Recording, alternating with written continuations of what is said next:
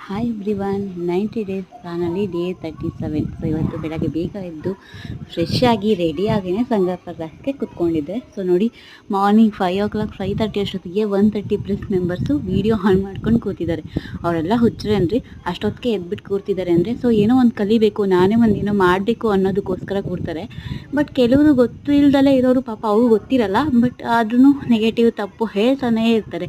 So ನೋಡಿ, ಇದೇ ಥರ ಆ ವಿಡಿಯೋ ಯಾಕೆ ಹಾಕ್ತೀವಿ ಅಂದರೆ ನೋಡಿ, ಜೀವನದಲ್ಲಿ ಗೊತ್ತಿಲ್ಲದೇನೋ ಒಂದೇ ಒಂದು ತಪ್ಪು ಮಾಡ್ತೀವಿ, ಬಟ್ ಆ ತಪ್ಪಿಂದ ಎಷ್ಟು ಶ್ರಮ ಹಾಳಾಗುತ್ತೆ ಅಲ್ವಾ. ನೋಡಿ, ಗೊತ್ತಿಲ್ಲ ಏನೋ ಕಲರ ಕಾಣಿಸ್ತಲ್ವಾ ಅಂತ ಅವ್ನು ಚಿಕ್ಕದಾಗಿ ಹೇಳ್ದ, ಬಟ್ ಅವ್ರು ಅದಷ್ಟು ಸಾಮ್ರಾಜ್ಯ ಕಟ್ಟೋದಕ್ಕೆ ಎಷ್ಟು ಸಫರ್ ಮಾಡಿರ್ತಾರಲ್ವ.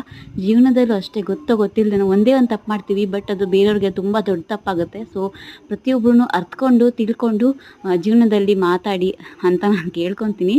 ಸೊ ಅದೆಲ್ಲ ಮುಗಿಸ್ಕೊಂಡು ಸೀದಾ ಮತ್ತೆ ಈವ್ನಿಂಗ್ ಮನೆಗೆ ಬಂದು ಸೆಷನ್ನ ಅಟೆಂಡ್ ಮಾಡ್ಕೊತ ಇಲ್ಲಿಗೆ ನನ್ನ ವೀಡಿಯೋನ ಎಂಡ್ ಮಾಡ್ತಾಯಿದ್ದೀನಿ. Thank you so much.